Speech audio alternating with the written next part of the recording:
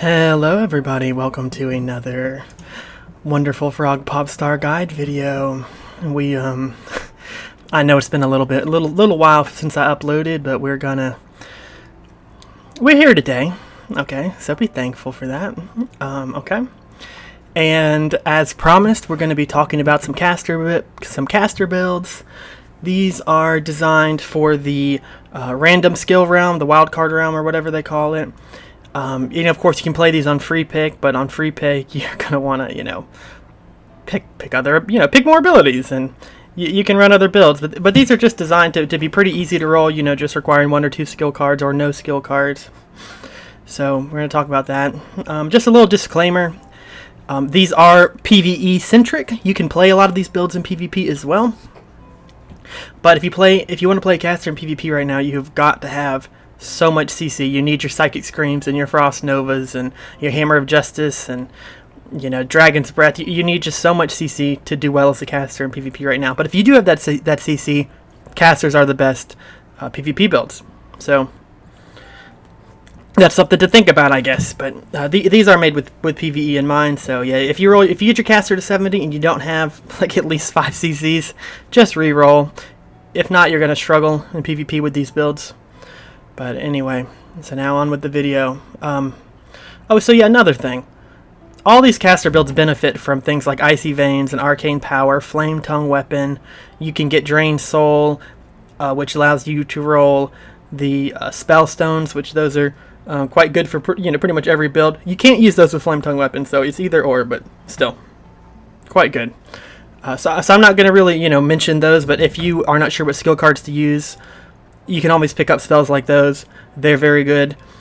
So they work on pretty much every caster build. So we're not going to talk too much about those. But just know, if you get them, move some points around to keep them. Arcane Power, that sort of thing. Anyway, now to the first build. The first build is one that was requested by one of you. It is Total Eclipse, okay? Total Eclipse, I actually like it a lot. This build is quite good in PvP. You don't see it too often, but it is very good. I've got the nature makes you do more arcane, and arcane makes you do more nature.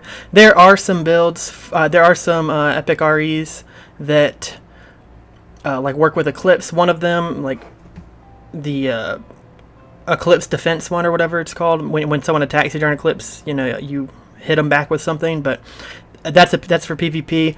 And then the Critical Cycles, the one that makes your Moonfire and Insect Swarm crit when you are in Eclipse. That's actually like a 1% damage increase. It's so bad. I tested it, messed around with it, and these are just going to serve you better. And of course, Sunfire. Sunfire is quite good. It's gives you 5% crit and another dot. Very good spell. So it's worth having around. Worth having Sunfire. Okay. Anyway, so you definitely want to start with Wrath and Moonfire. Starfire is a common. You'll pick it up later. Insect Swarm is a common. You can pick it up later. Insect Swarm is actually not mandatory, so if you don't get Insect Swarm, not the end of the world. Starfall is a legendary. It's quite good on this build, although not totally mandatory. Moonconform is another legendary, quite good. If you don't get Moonconform and Starfall, I'd re-roll, legendaries. If you don't pick a legendary, you should see several of them. It's actually not hard to get 2 legendaries that you want. Shouldn't take too much re-rolling. I've played with these Moonkin Starfall builds quite a few times on this realm, and hasn't really been too much of a problem getting both of them. So anyway, that's something to keep in mind. But your skill cards for this build, like I said, just the stuff that's good on all the builds, like Arcane Power and Flame Tongue Weapon and that sort of thing. Of course, if you're lucky enough to have Starfall or Moonconform, I would card those just to save you some time, but most people probably don't have those. I've been playing Ascension quite some time, and I've only seen 2 legendary skill cards, and so they're quite rare. They're like a 1 in 1,000, I think, or something. Anyway, so your skill card's really not too important for this build. These are the other enchants I went through. I wasn't sure about the last one. I went for Lengthy Starfall. If you need more hit chance, you can go like Balance of Power or something. That's also good. Although Lengthy Starfall, if you have Starfall, will let you get like a couple more stars down. It's quite good. Anyway, so that's this one. Now on to Pure Shadow. I love this build. Really good, very fun to play, feels very powerful. You can also PvP with this one. So yeah, you want to, most important thing to start with, where is it? Shadow Bolt. Oh, I didn't. Did I start with it? Yeah. Oh, I didn't. It's not listed here. Anyway, Shadow Bolt and Corruption are kind of the essentials of this build.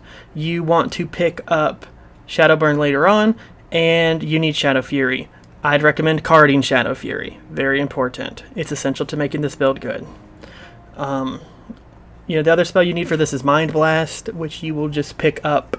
Mind Blast in Shadow form. Shadow form will just make this build do 10% more damage, so it's pretty essential. So yeah, I definitely card Shadow form and Shadow Fury. Mind Blast's a common. You'll probably just roll it anyway. It's essential to this build. If you don't have Mind Blast, you can just, of course, remove the Mind Blast stuff. And it's not totally essential, but I think Mind Blast makes this build a good bit better. So yeah, it's quite good. Lots of instant cast Shadow Bolts from this build. And yeah, there's really not too much else to say. Yeah, another little note about caster builds is Brilliant Sword. If you don't know what to pick at level 1, Brilliant Sword is quite good. Helps out your team. It also is good enough to let a lot of builds just not need to pick Life Tap or anything. So that's quite good. And this Mind Mastery increases the duration, but you're going to pick Mind Mastery even if you don't have Brilliant Sword, because Mind Mastery, Arcane Mind, all these things, Lunar Guidance are just essential for every caster. Okay. Anyway, yeah, really love this build. This would be the one I recommend the most because it's so easy to roll and it's just nice. If you're looking for a legendary for this build, I wouldn't actually pick Metamorphosis, even though Meta does work with Shadow spells, because Shadow form will just end up being more DPS overall, and Metamorphosis drops you out of it. Okay. Anyway, now to the next build, Consumed by Fire. This is one that if you happen to roll Metamorphosis, is actually quite good on this build. So let's see. Oh yeah, this Demonic Mind. Another thing, if you don't know what to pick, this gives you 5% crit. It's very good on crit reliant builds and really on any build. It also reduces the healing that your enemies take, so it's actually quite nice for PvP. But it's also, I like it in PvE too. I like the 5% crit. For a build like this, you want to do lots of critting. This build does huge damage on low health targets because of Decimation. Yeah, Soulfire target below 35%, and the cast time Soulfire is reduced by 40%. But it also makes Pyroblast do 50% more damage, so it's really something. So you'll see huge numbers with this build. This build becomes much better on fights where the execute phase is important. Huge damage on the execute phase. So yeah, this is a pretty good build. I want to keep Corruption up on them. Anyway, it's quite nice. Also, this build's easier to play than you'd think in very big numbers, although it's terrible in PvP, so I do not recommend PvPing on this build. Even if you roll good PvP stuff, this build just doesn't perform well there. Okay, our next build, Booming Thunder. This is the Lightning Bolt, Chain Lightning, and Earth Shock build. You see this in PvP all the time, although Hydromancer has kind of replaced it a bit. You can still do very well in PvP with this. This is a very good build for dungeons. It's very easy to play, very easy to roll.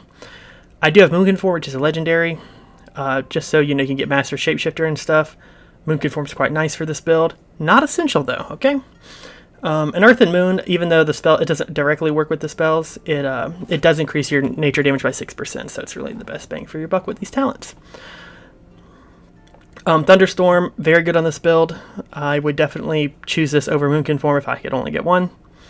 Elemental Mastery, very good, but not essential. Okay, but really, you just need Lightning Bolt, Earth Shock, and ideally Chain Lightning, and this build does pretty good. So, but all this other stuff is just extra, like the Moonconform and all that. It's just extra if you happen to get it. Okay, you can see these over here. These builds are all going to be linked in the comment section below anyway. If you want to card something for this build, I would card the Elemental Mastery. But yeah, very easy to roll this build. It's also very good at everything. Does its damage on boss fights, single target boss fights, is not impressive, but it's passable, and it's so good on AoE or like cleave fights and stuff. Pretty safe build to run. Okay. Now, Fire Mage. You can run Hot Hands, or you can run the I think it's Flame On, the Fire Blast one. So if you run the Fire Blast, if you don't get Living Bomb or don't have a Living Bomb card, you can run Flame On instead of Hot Hands, and you will do just fine. Of course, you want to take some, no talent point Living Bomb and stuff and put it more towards Fire Blast talents. So anyway, but this build's quite good. It is actually pretty easy to play. It's very easy to get very high crit on Ascension because of things like like Critical Mass, Demonic Mind, picking all these crit talents. So it's not like Fire Mage on like regular servers where it needs like super good gear, although good gear does help this build quite a bit. This is another build you can PvP on as well. For skill cards, of course, I would get Living Bomb. Like I said, there's another version of this build. Don't have to have Living Bomb, but I like Living Bomb. Combustion's another good skill card. Combustion's not mandatory for this build, but it does make it a good bit better. Okay. So yeah, that's really all we've got to say about this. Oh yeah, this build is also like really high end on PvP. I prefer the Hot Hands because you get more instant Pyro Blast procs, which I think is quite nice for PvP. I really enjoy that. But yeah, you're going to be seeing a build very similar to this all the time in PvP right now. So anyway, it's quite good. But of course, like I said, if you want a PvP, you need to make sure that you've got the all that CC. Okay, like I say, casters just blow if they don't have all the CC in PvP. Okay, so that's all for this video. If you have any questions, let me know. And if you've got a build you want me to talk about, just leave it down in the comments and I'll discuss it. So, and again, these builds are all going to be in the comments if you want to copy them. All right.